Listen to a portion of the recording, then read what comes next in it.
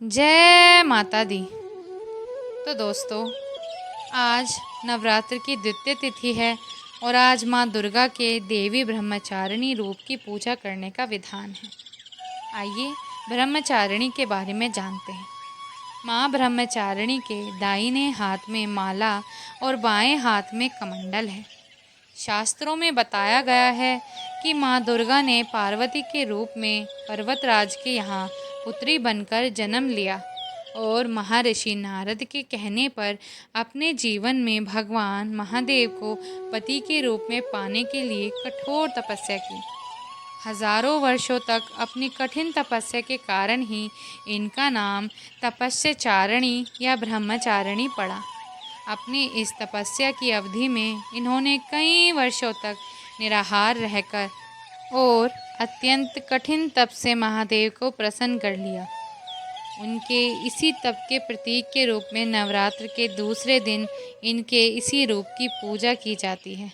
माँ ब्रह्मचारिणी की पूजा निम्न मंत्रों के माध्यम से की जाती है। आइए उनमें से ही एक मंत्र का उच्चारण करते हैं। तधानाकरपद्भ्याम् अक्षमाला कमण्डलू देवी प्रसीदितु मैं ब्रह्मचारिणी नूतमा। अर्थात जिसके एक हाथ में अक्षमाला है और दूसरे हाथ में कमंडल है, ऐसी उत्तम ब्रह्मचारिणी रूपा माँ दुर्गा मुझ पर कृपा करें। माँ ब्रह्मचारिणी व्रत कथा। आइए कथा की शुरुआत करते हैं। पूर्व जन्म में इस देवी ने हिमालय के घर पुत्री रूप में जन्म लिया था और नारद जी के उपदेश से भगवान शंकर को पति के रूप में प्राप्त करने के लिए घोर तपस्या की थी। इस कठिन तपस्या के कारण इन्हें तपस्याचारिणी अर्थात ब्रह्मचारिणी नाम से भी जाना जाता है। 1000 वर्षों तक इन्होंने केवल फूल फल खाकर बिताए और 100 वर्षों तक केवल जमीन पर रहकर शाक पर निर्वाह किया।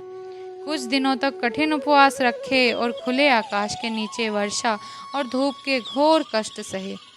3000 वर्षों तक टूटे हुए बेलपत्र खाए और भगवान शंकर की आराधना करती रही। इसके बाद तो उन्होंने सूखे बेलपत्र खाना भी छोड़ दिया। कई हजार वर्षों तक निर्जल और निराहार रहकर तपस्या करती रही। पत्तों को खाना छोड़ने के कारण ही इनका नाम अपर्णा पड़ा।